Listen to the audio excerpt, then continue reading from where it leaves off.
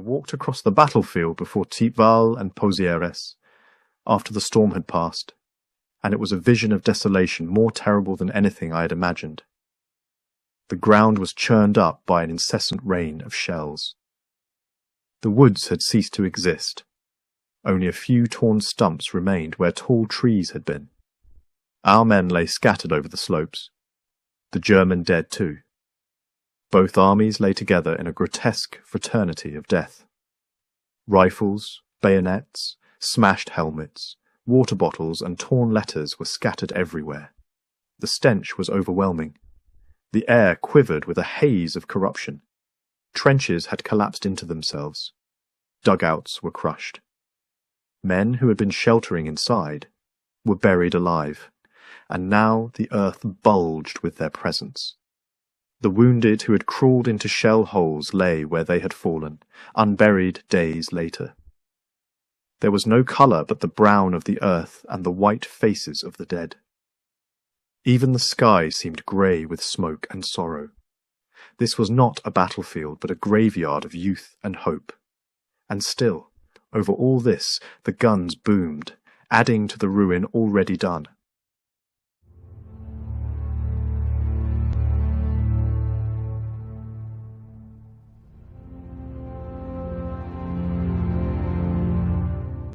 As we advanced over the ground captured the previous week, I was staggered by the sight. The whole landscape looked like the moon, shell holes so close together that you could not tell where one ended and the other began. Nothing grew, the earth was churned into a foul porridge of mud and blood. Bodies lay everywhere, some were ours, some German. Some still sat propped up in firing positions, but lifeless.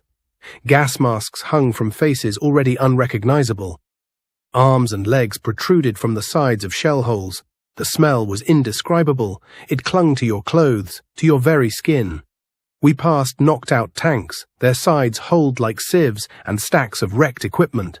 A chap near me said, "This isn't a battlefield, it's a slaughterhouse." That summed it up. In the trenches we took over, rifles were still leaning against the parapets where men had been killed before they could fire. The dugouts were filled with smashed timbers, debris, and in some cases the dead still lying inside. It was days before the burial parties could get to them all. The Somme was not a place for the living. It was a grave for an army.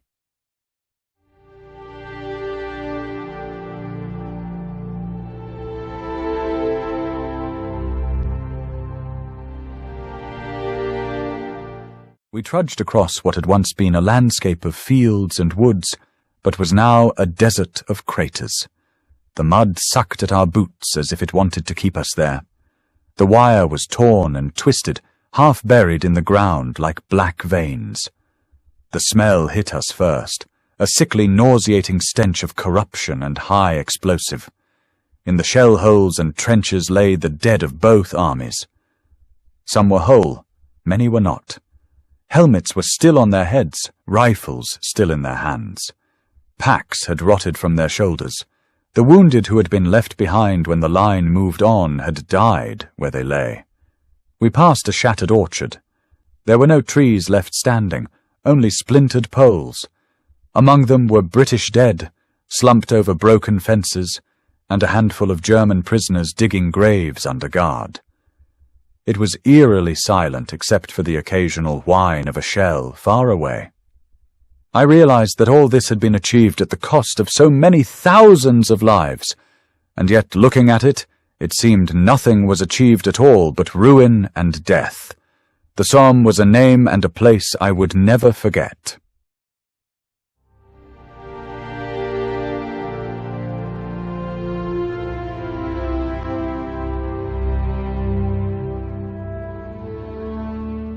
They marched through the lines that had been fought over again and again.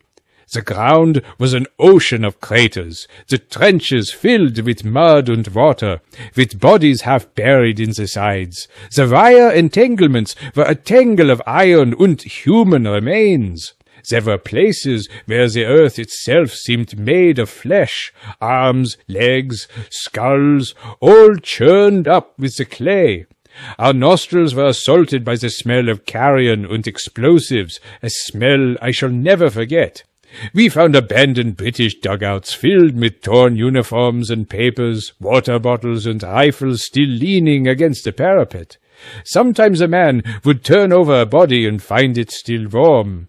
The dead of both armies lay together, and it was hard to tell friend from foe. As we moved on, I looked back at the devastated ground. It was not a battlefield, but a region laid waste, a vision of the end of the world. Any romantic ideas of war dissolved in that churned landscape.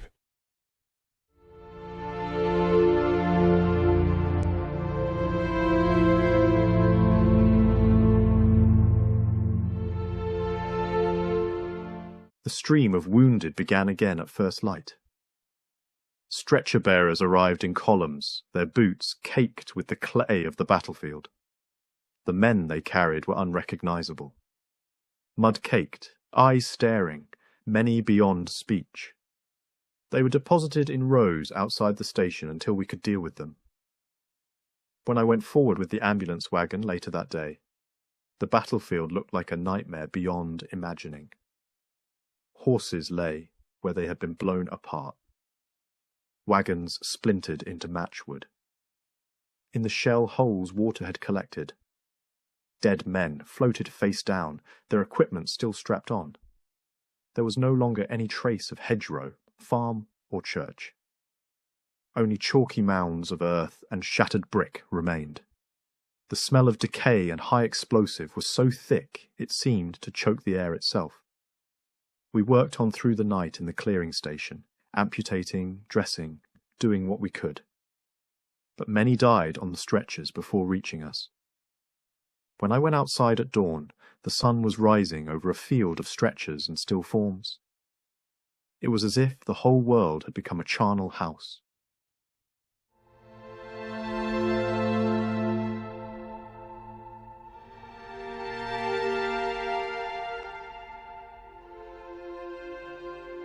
When the order came to advance into the captured ground, I thought at first it was a joke.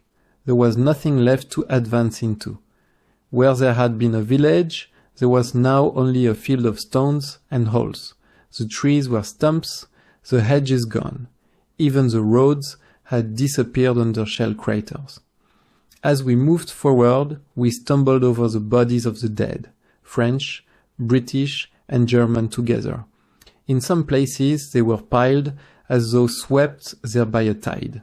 The air was filled with the buzzing of flies and the smell of decay. We had to cover our faces with handkerchiefs soaked in eau de cologne just to breathe.